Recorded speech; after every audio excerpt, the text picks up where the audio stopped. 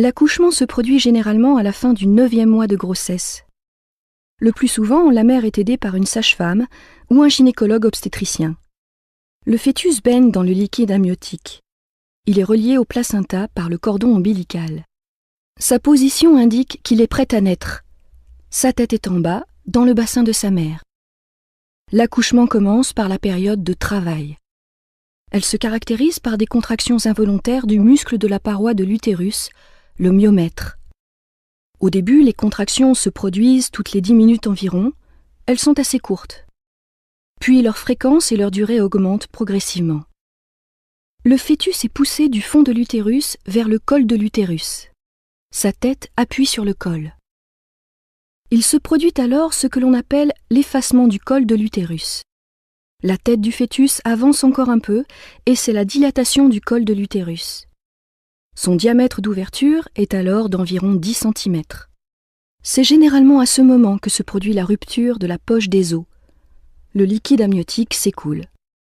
La période de travail est terminée. Elle peut durer en moyenne 7 ou 8 heures pour un premier accouchement. L'étape suivante est l'expulsion du fœtus. Elle est beaucoup plus rapide, environ 30 minutes.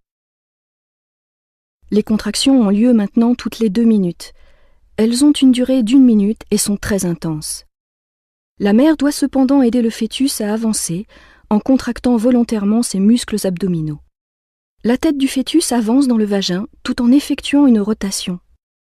Elle commence à sortir en se redressant vers le haut.